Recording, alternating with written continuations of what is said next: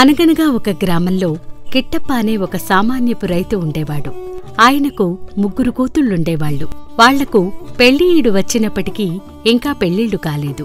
వాళ్ల పెళ్లిళ్ల కోసమే రైతు అహోరాత్రులు కష్టపడి డబ్బు కూడబెడుతున్నాడు. ఇక సంక్రాంతికి బస్తీలో పెద్ద సంత జరుగుతుంది. అక్కడ తన గిత్తను అమ్ముదామని బయలుదేరుతూ తన కూతుళ్లను పిలిచి ఇలా అంటాడు. అమ్మాయిలు, మన గిత్తనమ్మడానికి నేను నగరంలోని సంతకు వెళుతున్నాను. అక్కడి నుండి వచ్చేటప్పుడు మీకు ఏమేమి తీసుకురమ్మంటారు? నాన్నా, నాకు వెన్నెల రంగు చీర పట్టుకురండి. నాన్నా, నాకు ఎండరంగు చీర పట్టుకురా నాన్నా అని పెద్ద కూతురు, రెండో కూతురు చెప్పగా, మూడో కూతురు మల్లిక మాత్రం కొంచెం ఆలోచించుకుని ఇలా అంటుంది. నాకేమీ అక్కర్లేదు నాన్నా, నువ్వు క్షేమంగా తిరిగొస్తే చాలు. అదేవిడి తల్లి, అక్కలిద్దరికీ చీరలు కొనితీస్తూ నీకేమీ తీసుకురాకుండా ఉండడానికి నా ప్రాణం ఒప్పుతుందా? నీకేం కావాలో చెప్పు తల్లి. సరే నాన్నా, నా పేరు మల్లిక కదా, నువ్వొచ్చేటప్పుడు నాకో మల్లెపువ్వు పట్టుకురా, అంతకన్నా నాకేమీ అక్కర్లేదు అన్నది మూడో కూతురు. అయితే అదింకా మల్లెపూల కాలం కాదు. ఆ సంగతి మల్లికకు గుర్తులేదు.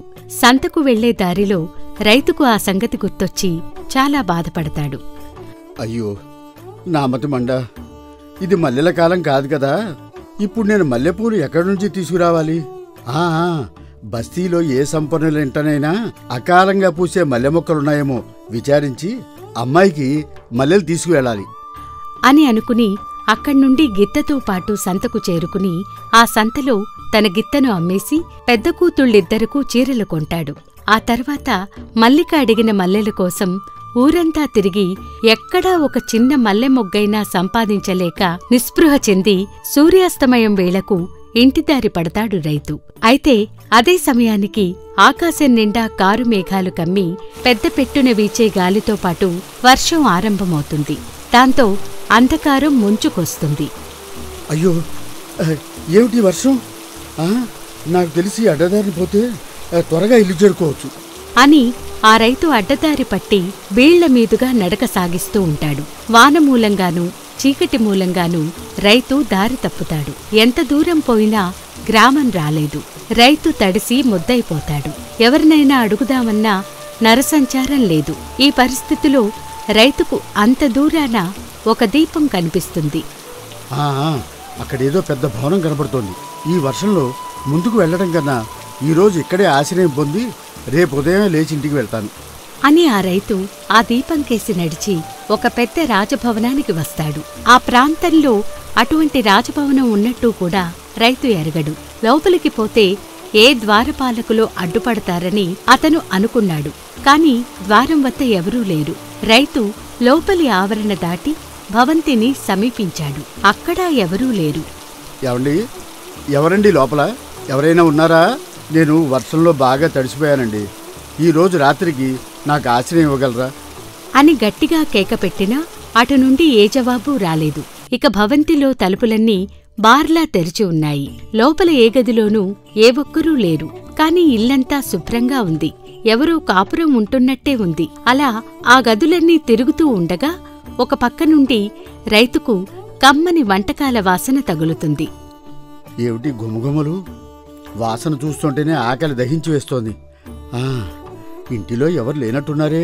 ఇంత పెద్ద ఇల్లు వదిలేసి ఎక్కడికి వెళ్ళారబ్బా అంటూ అటుగా వెళ్లి చూస్తే అక్కడ ఒక పెద్ద వంటగది. అందులో తయారై తినటానికి సిద్ధంగా ఉన్న వంటకాలు కనిపించాయి. దాంతో కిట్టప్ప మొహమాట పడక ఆ వంటకాలన్నీ వడ్డించుకుని కడుపు నిండా తినేస్తాడు. ఆ తర్వాత పడకగదికి వెళ్లి పడుకుని హాయిగా నిద్రపోతాడు. ఇక మరుసటి రోజు లేచి అక్కడ్నుంచి వెళుతూ ఎవరైనా కనిపిస్తారా అని మరొకసారి భవనమంతా చూస్తాడు. ఏమిటి, ఇల్లంతా వెతికినా ఈ ఇంటిలో ఎవరూ కనపట్టలేదు. అసలు ఈ ఇల్లు ఎవరిదై ఉంటుందబ్బా అని అనుకుంటూ భవంతిలో నుంచి బయటికి అడుగు పెడుతుండగానే ఆవరణలో ఒక పక్కగా ఒక మల్లెపొద కనపడుతుంది. నేను వెతకబోతున్న మల్లెతీగ నా కాలికే తగిలినట్టు ఇదిగో ఇక్కడ ఓ మల్లెతీగ ఉంది. దీని నిండా పెద్ద పెద్ద మల్లెమొగ్గలున్నాయి. వీటిని తీసుకువెళ్ళి నా చిన్న కూతురు మల్లికకిస్తాను అని కిట్టప్ప వాటిని చూడగానే పరమానందం చెంది గబగబా అక్కడికి వెళ్లి వాటికి ఉన్న పెద్ద పెద్ద మల్లెమొగ్గలను కోయసాగాడు. అంతలోనే జరజర ఏదో పాకిన శబ్దమైంది. కిట్టప్ప అటు చూడగా పడగ విప్పి ఉన్న ఒక పెద్ద నాగు ఆ పొద వెనుక నుంచి వచ్చి రైతువైపు చూస్తూ మనిషి భాషలో ఇలా అంటుంది. దుర్మార్గుడా, నా ఇంటికి వచ్చి నా తిండి తిని నా మంచం మీద పడుకుని నిద్రపోయిన చాలక పోతూ పోతూ నా మల్లెపొలం కూడా నా అనుమతి లేకుండా కోస్తావా? ఇక నీ ఆయువు తీరింది అని అంటుంది. దాంతో ఆశ్చర్యపోయిన ఆ రైతు భయంతో వణికిపోతూ 2 అడుగులు వెనక్కి వేసి ఇలా అంటాడు. నాది పొరపాటే, నన్ను క్షమించండి. కోసిన పూలకు డబ్బిచ్చుకుంటాను. నా దగ్గర ఉన్నదంతా తీసుకుని నన్ను వదిలిపెట్టండి అంటాడు. దాంతో ఆ నాగు మరింత ఆగ్రహం చెంది ఇలా అంటుంది. అధిక ప్రసంగి, నాకే డబ్బులిస్తావా నీవు? సరేగాని నీకెవరైనా కూతురున్నారా అని అడిగింది ఆ నాగు. దాంతో ఆ రైతు భయపడుతూనే ఇలా అంటాడు. ఉన్నారు.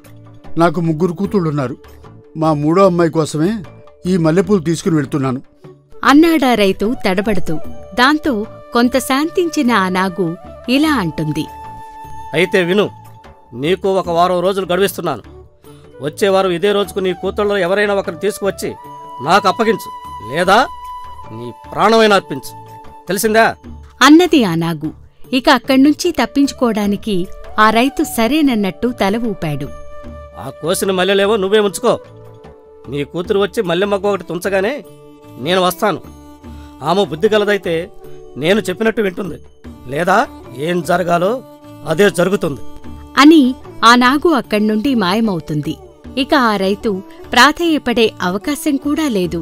ఇక చేసేదేమీ లేక కిట్టప్ప అక్కడ్నుంచి బయలుదేరి వస్తూ తన మనస్సులో ఇలా అనుకుంటాడు. అయ్యో, నేను ప్రాణాలతో బయటపడ్డాను. అయితే ఈ నాగు వాతపడడానికి నా కూతుళ్లలో ఎవరు ఒప్పుకుంటారు? ఒకవేళ ఎవరైనా ఒప్పుకున్నా తరువాత దాని గత ఏమవుతుంది? అయ్యో, నాకు ఎంత పెద్ద కష్టం వచ్చి పడిందిరా భగవంతుడా అని అనుకుంటూ కిట్టప్ప తన ఇల్లు చేరుకుంటాడు. ఇక అక్క చెల్లెళ్ళు 3కి వారు కోరినవి లభించాయి. అయితే మల్లిక కోరిన మల్లెపూలు ఎలాంటి ప్రమాదానికి దారితీశాయో రైతు తన కూతుళ్లకు వివరంగా చెప్పి వారిని ఇలా అడుగుతాడు. అది తల్లి జరిగింది. ఇక ఇప్పుడు మీరే చెప్పండి, మీలో ఎవరు ఆ నాగు వద్దకు వెళ్ళి మన కుటుంబాన్ని కాపాడతారో అని అడిగాడు. ఆ మాటలతో భయపడిపోయిన వారంతా ఇలా అంటారు. అమ్మో, ఆ నాగును చూస్తేనే నా పై ప్రాణాలు పైనే పోతాయి. నేను వెళ్ళలేను బాబు, నాకు చాలా భయం. అయినా మేమెందుకు వెళ్తాం? ఇదంతా ఆ మల్లిక కాలంగాని కాలంలో మల్లెపూలు కోరడం వల్లనే కదా.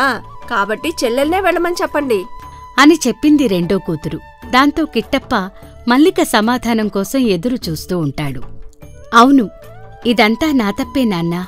నేనే ఆ నాగు దగ్గరికి వెళ్తాను. నా వల్ల మీరెవరూ ఇబ్బంది పడొద్దు అన్నది మల్లిక దుఃఖాన్ని దిగమింగుకుంటూ. అలా సరిగ్గా 7వ రోజున కిట్టప్ప మల్లికను వెంటబెట్టుకుని ఆ రాజభవనానికి వస్తాడు. ద్వారాలన్నీ వెనకటిలాగానే బార్లా తెరిచి ఉంటాయి. ఎక్కడా మనుషులున్న సూచనే లేదు. మల్లిక తిన్నగా మల్లెపొద వద్దకు వెళ్లి ఒక మల్లెమొగ్గ కోసింది. దాంతో ఆ నాగు ప్రత్యక్షమైంది. భయంకరంగా ఉన్న దాన్ని చూడగానే మల్లికకు శరీరమంతా జలధరించి నిలువునా వణికింది. అప్పుడు ఆ నాగు మల్లికతో ఇలా అంటుంది. వచ్చావా? నీ పేరేమిటి? ఎందుకు నన్ను చూసి అలా వణుకుతున్నావు అని ఆ నాగు చాలా మృదువుగా అడుగుతుంది. దాని కంఠంలోగాని చూపులోగాని క్రూరత్వం ఏమీ లేదు. అప్పుడు మల్లిక కొంచెం శాంతించి ఇలా సమాధానం చెబుతుంది. నా పేరు మల్లిక. చూడు మల్లిక, నీకిక్కడ ఏ ప్రమాదం ఉండదు. వివేకంగా మసలుకున్న పక్షంలో నీకు బోలెడంత సుఖం కూడా లభించవచ్చు. ఈ భవనంలో నీకు ఏ లోటు లేకుండా జరుగుతుంది. ఇక్కడ నువ్వు యథేచ్ఛగా ఉండవచ్చు. నాతో ఎప్పుడు మాట్లాడాలనిపించినా ఇక్కడికొచ్చి ఒక మల్లెమొగ్గ తుంచావంటే నేను వచ్చేస్తాను అని చెప్పి ఆ నాగు పొదలమాటుకు వెళ్లి మాయమవుతుంది. దాంతో మల్లిక, ఆమె తండ్రి 3 రోజులు ఆ భవనంలోనే గడుపుతారు. ఆ కాలంలో వారికి అక్కడ ఎవరూ కనిపించలేదు. కాని 3 పూటలా వంట అవుతూనే ఉన్నది. వాళ్లకు ఏ లోటూ లేదు. దాంతో మల్లిక తన తండ్రితో ఇలా అంటుంది. నాన్నా, ఇక నువ్వు ఇంటికెళ్ళిపో. అమ్మా అక్కలు నీకోసం దిగులు చెందుతూ ఉంటారు. నేను ఇక్కడ క్షేమంగానే ఉంటాను. అవును, నిజమే. నేనిక్కడే ఉంటే అక్కడ పొలం పనులు ఎవరు చూస్తారు? నేను వెంటనే వెళ్ళి ఆ పొలం పనులు చూసుకుని మళ్ళీ వస్తాను తల్లి. నువ్వు మాత్రం జాగ్రత్త అని చెప్పి కిట్టప్ప అక్కడ్నుండి బయలుదేరతాడు. తండ్రిని ద్వారం దాకా సాగనంపి మల్లిక లోపలికి తిరిగి వస్తూ మల్లెపొద దగ్గరకు వెళ్లి ఒక మొగ్గ కోసింది. వెంటనే ఆ నాగు పొద వెనుక నుంచి వస్తుంది. అయితే ఆ నాగును చూస్తుంటే మల్లికకు జాలివేసి తన మనస్సులో ఇలా అనుకుంటుంది, అయ్యో, ఈ నాగు ఏదో కష్టంలో ఉన్నట్టుంది. ఆ కష్టం తొలగించటానికి నా వంతు సాయంగా నేనేమన్నా చేయగలిగితే బాగుండు అని అనుకుని ఆ నాగుతో ఇలా అంటుంది, నాకు మా నాన్నకు మీరిచ్చిన ఆతిథ్యానికి చాలా కృతజ్ఞురాలిని. ఆయనను పంపించేశాను. ఇక నేను నా సాయశక్తులా మీకు విధేయురాలిగా ఉంటాను అని చెప్తుంది. దాంతో సంతోషించిన ఆ నాగు మల్లికతో ఇలా అంటుంది, ఈ మాట నువ్వు మనస్ఫూర్తిగానంటున్నావా మల్లిక? మల్లిక, నువ్వు చాలా అందమైన దానివి. నా ఈ ఆకారం చూస్తే నీకు భయం పుట్టకపోవడం ఎంత ఆశ్చర్యం! నీది ఎంత మంచి హృదయం అన్నది ఆ నాగు. అయితే దానికంట కన్నీరు కారటం చూసి మల్లిక హృదయం ద్రవించి ఇలా అంటుంది, అయ్యో, మిమ్మల్ని చూస్తే నాకేమీ అసహ్యం లేదు. నేను మీ పట్ల ఎంతో స్నేహంగా ఉంటాను. ఇది నేను మనస్ఫూర్తిగా చెబుతున్న మాట. చూడు మల్లిక, నీ మీదే నా ఆశలన్నీ పెట్టుకున్నాను. వచ్చే అమావాస్య వెళ్ళిన మర్నాడు బయలుదేరి నువ్వు మీ పుట్టింటికి వెళ్ళడానికి నీకు నేను అనుమతిస్తున్నాను. నువ్వు అక్కడ 3 రోజులుండి 3వ రోజు బయలుదేరి వచ్చాయి. ఆ 3 రోజులు నీకోసం నేను నిరీక్షిస్తూ ఉంటాను. 3వ రోజు రాకపోయావో నేను మంటల్లో పడిన మిడతల్లాగా అయిపోతాను. నీ మీద నమ్మకం ఉంచి నిన్ను వెళ్ళనిస్తున్నాను. నన్ను మోసగించు. గుర్తుపెట్టు, నువ్వు సమయానికి తిరిగి రాకపోతే నేను చనిపోతాను అన్నది ఆ నాగు. ఇక అమావాస్య వెళ్ళింది. పాడ్యమినాడు ఆ నాగు చెప్పినట్టు మల్లిక తన తండ్రి ఇంటికి బయలుదేరి వెళ్తుంది. ఆమెను చూడగానే ఆమె తల్లిదండ్రులు అక్కలు పొందిన ఆనందం అంతా ఇంతా కాదు. మల్లిక ప్రాణాలతో తిరిగి తమ కంటపడుతుందని వాళ్లు కలలో కూడా అనుకోలేదు. వాళ్లు మల్లికను ఆ నాగు గురించి రకరకాల ప్రశ్నలు వేశారు. అప్పుడు మల్లిక ఇలా అంటుంది, ఆ నాగు మీరు అనుకున్నంత క్రూరమైంది కాదు. దాన్ని చూస్తే ఎటువంటి వారికైనా గుండె తరుక్కుపోతుంది. అది నాకు ఎటువంటి హాని తలపెట్టలేదు. అయితే దాని వెనుక ఉన్న అసలు రహస్యమేదో నాకు తెలియటం లేదు అని మల్లిక వాళ్లకు చెప్తుంది. మల్లిక చెప్పిన మాటలతో వాళ్లకు ఆ నాగుపై భయం పూర్తిగా పోతుంది. అలా ఆ 3 రోజులు 3 నిమిషాలలాగే గడిచిపోయాయి.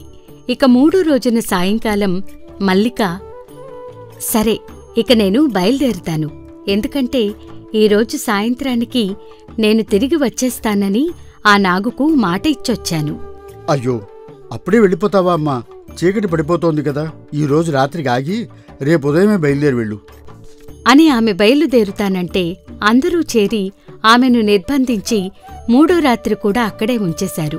ఇక 4వ రోజు ఉదయమే అక్కడ్నుంచి బయలుదేరిన ఆమె ఆలస్యంగా ఆ రాజభవనాన్ని చేరుకునేసరికి సాయంకాలమైంది.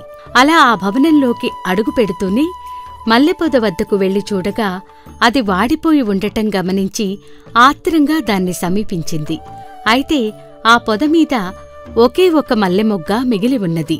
మల్లిక దాన్ని కోసింది. కాని ఆ నాగు అక్కడికి రాలేదు. అయ్యో, నా వల్ల నాగుకి ఏం ప్రమాదం జరిగిందో ఏమిటో అని మల్లిక భయపడి అటూ ఇటూ చూసింది. అయితే ఒక పక్కనుంచి మూలుగులాంటిది వినపడింది. మల్లిక అటుకేసి పరిగెత్తి వెళ్లి కొనప్రాణంతో ఉన్న ఆ నాగును చూసి, అయ్యో, ఏంటి ఇలా అయిపోయారు? నేను ఆలస్యంగా వచ్చినందుకు నన్ను క్షమించాలి అన్నది కళ్లనీళ్లతో.